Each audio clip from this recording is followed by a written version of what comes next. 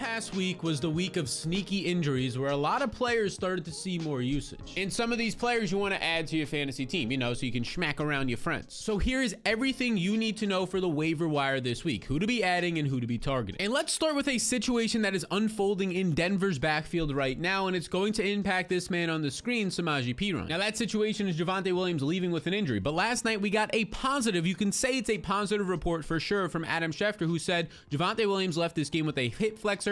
He is not expected to miss much, if any time. Okay, so that is good news, but then I saw this tweet, and it's from Jeff Mueller, who we have referenced a lot of times on this channel. He is a great resource. He is a doctor on Twitter. He talks about all these sports injuries. He says basically, I'll translate this Schefter tweet, and what he translates it down to, if you want to read to, you can. He says, Javonte Williams, I'm not shocked if he misses 1 to 2 games here based on this injury, and it is a tricky injury that could flare up. More importantly, Javonte is coming off of a crazy multi-ligament knee injury, so maybe and likely they'll be cautious with his return. And if that's the case, it's going to help Samaje Perine, who after Javonte left, according to Dwayne McFarland on Twitter, Perine led the backfield playing 56% of the snaps. Now it only led to 5 fantasy points, but this was a game where the Broncos were throwing the ball a ton, downfield to Marvin Mims, to Cortland Sutton for a touchdown late as they came back against the Bears. And let's remember, Samaje was signed this offseason to a pretty decent sized contract to be the 1A, 1B with Javonte since he was coming off of injury. And more specifically, that contract was 2 years for $7.5 million. And now that doesn't seem all that crazy, but I mean, this is more guaranteed money, 3 times as much guaranteed money as Ezekiel Elliott got this offseason. This is more than probably double the normal backup running back money because they expected Samaje to be involved. And now he might be a starter for a couple of games. And here's the thing, as a starter 3 times last year, Perine averaged 21 touches and 110 total yards. Look, coaches trust Perine because he can pass block, protect your quarterback, which is important, how much money they have invested in Russell Wilson, and he hasn't fumbled since 2017. And the other good news is if he starts, Perine is 230 pounds, he'll be the red zone back. But the issue becomes, what about the passing downs? Because in this same tweet from Dwayne McFarland on Twitter, you can see right here, Jaleel McLaughlin, who is a rookie, an undrafted rookie, he ran 43% of the passing down plays, so he was out there running more routes compared to just 29% for Perine. Now this is a small sample. It could also do with who had the longer drives, not a 3 and out, and then the other guy comes on the field for the next drive. But the passing downs not being there as much is somewhat of a concern even on this small sample for Perine. And the other concern is, let's say Javonte misses 2 games. Well, he has a tough matchup against the Jets, Samaje Perine, and then he has a massively big matchup against the Chiefs where he'll probably be like a 14-point underdog, and if he's not the passing down back, well then it's going to probably be Jaleel McLaughlin who sees more work. So I do think Perine is an ad, especially if he's just on your waivers in like a 12-man league, but let's talk more about that undrafted rookie in McLaughlin. Because Sean Payton loves this guy. If you track the preseason at all, it was like every other day of comments coming out, and when they talk about the backfield, he's only pointing out Jaleel McLaughlin. If you could have made a bet who's going to make the team as the 3rd running back, it was pretty easy to tell it was going to be him based on all of the positive sentiment from his coach. Now he's an undrafted rookie out of Youngstown State College, but when you actually look into it, he started in Division II college football with a team named Notre Dame, not the one that you know, a Division II school. And in his first ever game, he rushed for over 300 yards. He ended up rushing for over 2,000 yards in each season with them before transferring to Youngstown. And what does he do there? Well, he continues to produce. And look at this. You might not know this, but the leading rusher in NCAA history for a career is Jaleel McLaughlin right here. Over 8,100 total yards in his 4-year career. And he's been a pretty elite producer, averaging 7 yards per touch. Now, of course, half of that was against pretty poor competition in Division II, and even then when he transferred, it wasn't the greatest, but 7 yards per touch is talent. Now, the one issue that you can point to is, okay, this guy, he's only 5'8", 187 pounds. He's not a bigger back. He can't handle the full workload, you would say, but we're seeing smaller running backs. Kyron Williams, under 200 pounds, just had 25 touches this past week. Devon Achane, back-to-back weeks of being a top 5 running back. They're starting to get more work, and mostly it's because the bias of them being small from their coaching staff isn't there as much. And as I mentioned, it's definitely not there, that bias with Sean Payton, who seems to love McLaughlin. So if Javonte is out, McLaughlin is an ad in probably all league formats at this point, especially if they're going to be big underdogs in 2 weeks. Now, the number 1 ad on the entire week as of this recording with the news that we have is Tyler Boyd, and he's available in over 60% of leagues. Now, I know you're going to say, oh, he's not available in my league because, well, yeah, you probably play in like a 12 or a 14-man league where every single starting receiver from a decent offense is drafted. But here's why he's the biggest ad. T. Higgins injured his ribs. It was fractured ribs, and as Jeff Mueller points out right here, it's probably going to take 2 to 4 weeks for T. Higgins to return. So you might get a month of the season from Tyler Boyd being a starter for an offense that has not looked good with Joe Burrow, who's banged up, but still, it's going to make him a flex-worthy option. And for what it's worth, right away, once T. Higgins left the game, Boyd was a top receiver, earning over 30% of the targets from Joe Burrow. And we've always said he's kind of like the handcuff in fantasy wide receivers if there ever was one. If anything happened to Jamar Chase or T. Higgins, well, Boyd becomes a top 24 receiver in this offense. That's what we've always said, and now T. Higgins is banged up. And now in 3 games since 2020, when Joe Burrow took over, Tyler Boyd, when T. Higgins is not in the game, in those 3 games, he averages 7.3, 10.3 targets, solid, especially with Jamar Chase being there the last few years, and 13.9 fantasy points, which would rank top 20 amongst receivers last year. And he was clearly the starter when T. Higgins went down. In week 4, he plays 48 snaps, runs 33 routes, just 2 behind Jamar Chase. So he was out there in all 2 wide receiver sets. It wasn't some new wide receiver taking over for T. Higgins. No, it was Tyler Boyd. And we'll talk about some of those other receiver options from this team, and if you want to add them, especially in deeper leagues or not, later on in the video, we'll go through a huge list of all the remaining options who, if some of these guys aren't available in your league, those guys definitely will be. And just as a reminder, Tyler Boyd, when he's actually out there as a top 2 receiver in his offense, this is what he's done. He's averaged 15.8 points in a season, 13.9, 12.8, even 11.5. So these are all nice performances that you can get a flex option or a starter out of now that we know Higgins will miss time. So be aggressive for Tyler Boyd if he's on your waivers, and also be aggressive by hitting the subscribe button if you're finding this content helpful so you can see my future releases. Now, this next tight end in Dallas, and Jake Ferguson, you need to add him because he's slowly becoming a monster after a top 5 week in fantasy. Look, over the past 2 weeks, his usage has increased. In week 2, he ran 46% of the routes. Then in week 3, he ran a season high 62% of the routes, and this only continued heading into week 4. Because in week 4, if you could see at the bottom of the screen here, Jake Ferguson runs 27 routes. This ended up being 69% of the team's routes. So his usage has increased in 3 straight games, and this is despite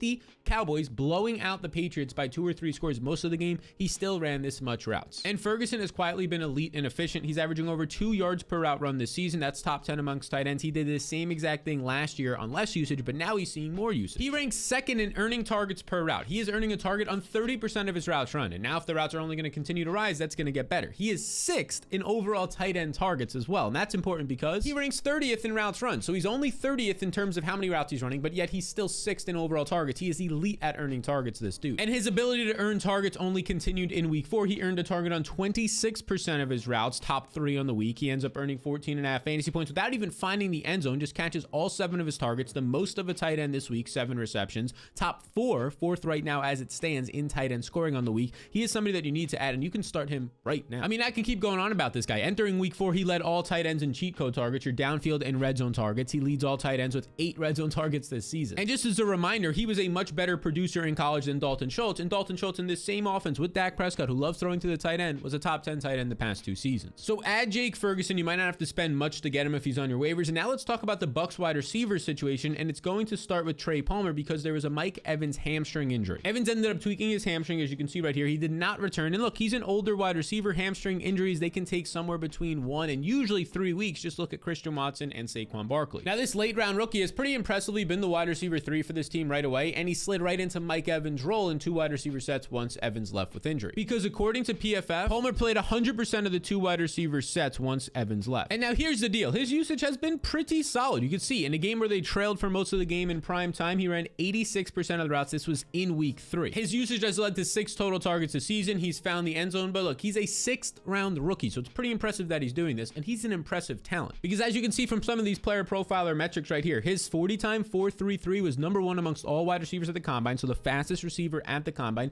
and his college dominator right here. Let's zoom in on this bad boy. This is how much of his team's offense he accounted for. 46% of his team's offense. This is as good as it gets. So he is a productive player. Now he's going to start to earn more reps in a pretty creative offense in Tampa. So all of this is good news for Palmer, who earned 3 targets in week 4, but there is some bad news. The bad news for Palmer's playing time when it comes to fantasy is that the Bucs have a bye, so he's not going to be able to play next week. This gives more time for Mike Evans to recover, and maybe Mike Evans doesn't miss a single game at all. But there's still a chance Evans isn't ready, and either way, especially in your deeper leagues, Trey Palmer is somebody to stash because he's quickly moving up the depth chart here, even though he's a 6th round rookie. And speaking of rookies who are standing out, Michael Wilson is somebody you should add over Trey Palmer. This is a guy who has been involved right away since the preseason as a potential number 2 option, starting option for this team, and we saw that this past week because he just had by far his best game in a game where the Cardinals finally trailed and they had to throw more. Well, he runs 35 routes and he earned 7 targets, a couple of touchdowns, over 25 fantasy points. This man just went off, and we saw exactly the usage we thought we would all preseason. He's by far the biggest wide receiver in terms of size, his height and weight out of all any of the starters here, so he was the primary red zone target. But not only does he have the size, he's efficient. Look, 2.48 yards per route run. That says he's 23rd in that metric, but if you take out the guys who have only ran like 5 or 10 routes and look at the eligible players who are actually full-time starters, Michael Wilson, the rookie, middle round rookie, is top 12 in wide receiver efficiency this year. And that efficiency, the yards per route run, long-term correlates the most with fantasy success. And it's helping that Joshua Dobbs, the player they traded for right before the season and cut the veteran Colt McCoy to start for this team, Dobbs is still looking good. He completed 28 of 41 passes, nearly 70%. And look, it wasn't a crazy great game, just 265 yards passing, but he kept drives alive with his groundwork here, 48 rushing yards. And again, this was against the #1 defense in the 49ers, and he still sustained good performances from Zach Ertz, Marquise Brown, and a great performance from the rookie Michael Wilson. So if you're in a 12-man league or deeper, you need to be adding Wilson, not now, but right now. And you also need to take note of what's happening in the Carolina backfield. Now, there's a lot to unpack here that is going to be affecting Chuba Hubbard. And it starts with his backfield running mate, Miles Sanders, who was on the injury report this week. If you look here with a groin injury, now let's scroll. The first couple of days of practice, he actually practiced. He was limited, but then on Friday, does not practice. So he was downgraded on Friday, which means he either tweaked that groin injury or it just felt too sore. And normally this is not good news for a player's ability to play in the upcoming game. However, Sanders did play in this game, but he was clearly limited. Because as you can see from the PFF stats here, the game stats, you can see Sanders plays just 32 of 72 snaps. So 44% of the snaps. This is his by far least on the year, about 20% less than he's seeing this season. And this led to more usage for Chuba Hubbard, who led the backfield, playing 38 of 72 snaps, by far a season high for him. And a season high 15 opportunities for Chuba Hubbard. But Sanders saw 17 opportunities, his targets and carries in this game, but this is the closest the split has been all year. And according to PFF, this light blue is Chuba Hubbard, this dark blue is Miles Sanders. So you had Chuba Hubbard playing the majority of the third down passing snaps and seeing the short yardage work, which is potential chance for touchdowns. Look, in my opinion, I believe this was due to Sanders' groin injury based on the money that they paid him, but he still saw 17 opportunities. So it's not like he wasn't involved and he lost a lot of snaps. But either way, even if this is still Sanders' backfield, I do think Chuba Hubbard, as we said all offseason, is worth an ad. And like we said all offseason, here's why. This fella is great whenever he actually sees opportunities. Last year, he was 6th in yards per touch between his rushes and his receptions. That was ahead of guys like Jonathan Taylor. And the last time that he actually got a full workload was in college. And what did he do with it? Oh, he rushed for over 2,000 yards. When you add in his receiving yards, he went for like 2,300 total yards and 21 touchdowns. And as we just saw this past week, and right before the season even started with Miles Sanders, he's often injured. He's missed 20% of his career games, which means you might get a couple of starts this season out of Hubbard. You should add him. And you should also go grab the fantasy blueprint that now over 2,500 people are currently using to win their matchups every single week and make their fantasy playoffs. Every day I'll send you one of these things right here. Waiver wire tools to start the week. That goes with this video. Rest of season rankings for that specific week and projections, and the game-by-game matchup notes, which are maybe the most detailed piece that you will find in the entire industry. Here's just a little hint at what some of those game-by-game matchup notes look like. Every single fantasy relevant player from every single team, I go in-depth about their matchup. This is just for the Packers wide receivers and quarterbacks. I mean, you could scroll for the tight ends and the running backs as well. Every single fantasy relevant player will be on this and the matchups as well. And it's really simple to get the blueprint. You just scan the QR code on the screen or click the link in the description below to join the thousands of others of people who are using it to schmack around the friends right now. And now this is what you'll do to get the blueprint, those 2 simple steps. But right here, it's just $5 for the entire season. It's an industry low price. That was my goal here for this, the most value for you. And if you don't make your fantasy playoffs, I refund the $5. So it'll take about 30 seconds of your time to get this tool and increase your chances of beating around your league mates, your friends, whatever it is, the people who talk smack to you by so much. And if worst case happens, you get a lot of injuries to your team, you get your $5 back. So again, just scan the QR code on the screen or click the link in the description below so you can schmack around your friends and get that blueprint. The next man to discuss will actually stay in Carolina here and look at the receiving core, and it's Terrace Marshall, who actually took advantage of the rookie Jonathan Mingo missing with a concussion. Now, as you can see here, it's been an interesting season for Marshall, but let's add context. He started the season off playing 95% of the routes, but that was because DJ Shark was out. In week 2, all 4 wide receivers were healthy, and he only saw 36% of the routes. He was clearly the wide receiver 4 in this offense. Last week, that goes up with Mingo getting hurt in the game with a concussion, 67% of the routes, and this increased in week 4. Because in week 4, Marshall was a full-time player running almost every single route out there, and he had a team-high 10 targets, a 32% target share from another quarterback in Bryce Young. So he gets 8 targets last week from Andy Dalton, 10 targets this week. That is solid usage. But the bad news is very similar to Adam Thielen in terms of his targets only being an average 4 yards down the field. It's all screens. And here's the proof. 4.1 yards per target this season. Adam Thielen's was 4.2. And if you're going to have this low of a target, you need to be like a Deebo Samuel and do something after the catch. And that's not at all Terrace Marshall's game as a bigger bodied red zone receiver coming out of LSU. And so far, that's what we've seen in the NFL. Just 15 yards after the catch, 94th amongst wide receivers this season. I mean, that's why you're seeing DJ Shark not have success with Bryce Young. Bryce Young is not throwing downfield. It's all short and intermediate stuff when he's out there from this coaching staff. It's really not good. And Jonathan Mingo should return from the next game coming off of a concussion. So honestly, when all 4 of these receivers are healthy, none of them look all that appealing. They're all trade away options like Adam Thielen or just stayaways. I'm probably not adding Marshall here, but I am adding Romeo Doubs. And you might say there's no way Doubs is available in my league, but okay, then we'll wait towards the end of the video when I go through a huge list of all the potential trending players who will definitely be available, some of them in your league. But Dobbs is still available in over 50% of leagues right now. And on Thursday Night Football, when the Packers got smacked around, Dobbs still had a career best game. He ran 88% of the routes in this game, and this led to 13 targets. Again, that is a career best, but there is some context that we should add into this situation. Jordan Love had to throw a lot, nearly 40 times in this game because they got down big. But when he was throwing, he was targeting 38% of the time, career high for Romeo Dobbs. And it's good to see that Dobbs continued this strong usage despite Christian Watson returning. Now, Watson was clearly limited. He only ran 48% of the routes instead of his normal role that should be closer to 80% of the routes, but this did not impact, and Aaron Jones returning for 35% of the snaps limited. None of that impacted the targets and overall usage of Romeo Dobbs. So now on the season, according to Fantasy Life, our official data partner, you can see the targets right here for the Packers. Dobbs has 32. That's leading the team by 9. He's averaging 8 targets per game so far this season and earning a target on 26% of his routes run, as you can see right here. That would have ranked top 15 amongst receivers last year. And it's a huge step up from his efficiency. That same metric last year, he was outside the top 50 receivers. So he's improved since his rookie year, and Jordan Love clearly is comfortable throwing him the ball. And maybe the most important for fantasy, he's being targeted in the most important parts of the field. Dobbs had 6 red zone targets and 5 deep targets this year. Dobbs is a must add, and this next guy, if you're in a 12-man league or deeper, you definitely need to pick up. And it was a player who played against Romeo Dobbs last week on Thursday Night Football, and it's Josh Reynolds, who heading into week 3, a lot of people wanted to add him. And all he did that week was disappoint. He earned, look at this, 0% of the targets. So that means he had 0 targets, which means he had 0 fantasy points, but his usage was still the same, 74% of the routes. And in that game, they faced Atlanta. They got a big, only 4 players caught a ball for Detroit in week 3. But things got better in week 4. You can see right here, Josh Reynolds still seeing his normal usage, 77% of the routes, but this time he earns 23% of the targets. That was 6 targets and led the team with 69 receiving yards against the Packers in a game that was still a blowout and Goff threw less than 30 times. So he was still able to be productive in that game environment. He's been a top 36 wide receiver through 4 games, despite putting up a goose egg in one of them. So Josh Reynolds is worth an add because he has a lot of beneficial matchups coming up. I mean, bottom 10 secondaries in the Panthers, the Buccaneers, a nice matchup against the Raiders. This is a good spot for, let me remind you, a top 3 ranked passing offense right now in Detroit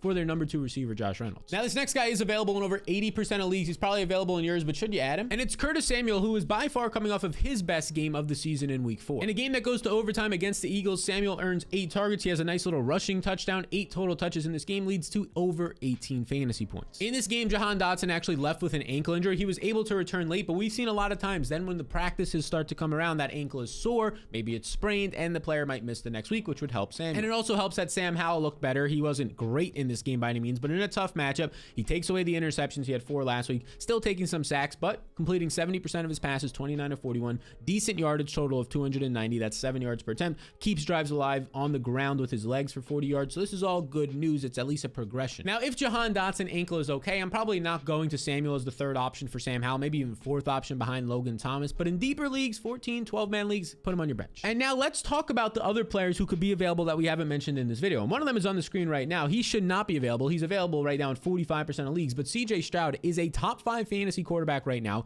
just threw for over 300 yards yet again. More specifically, over 20 fantasy points with a couple of touchdowns, over 300 yards again. He's now done this, averaging over 300 yards through his first 4 games. Let me say this again. He is a top 5 fantasy option so far this season, and he's on waivers in half the leagues. Other guys who are on waivers in almost every single league, and this is the guy that, who, no matter the league you're in, you need to be adding him. Keontae Mitchell is available in 89% of leagues. Who is Keontae Mitchell? Well, he's a Ravens running back who is going to be returning from injury. And this is a rookie running back who is elite in college in terms of production. In his sophomore year, this is a young running back. Between his rushing and his receiving, he had nearly 1,400 yards. And then in his final year as a junior, when he becomes an early declare, between his rushing over 1,400 and receiving over 200, he had 1,700 yards. He can catch passes with 27 last year. He is a pretty interesting player because J.K. Dobbins is already done for the year. Justice Hill is dealing with injuries, and Gus Edwards is back there, but not really doing much, like averaging 4.7 yards per touch, but not adding much in the receiving game. It's not an immediate start and play this guy, but by like week 7 or week 8 for this rookie, he could actually start seeing some serious reps once healthy. Now, if we keep scrolling down for Mitchell, I land on Gerald Everett, who has not been good. He's been splitting the tight end room with Donald Parham, but Donald Parham just got hurt this past week, and if he misses some time,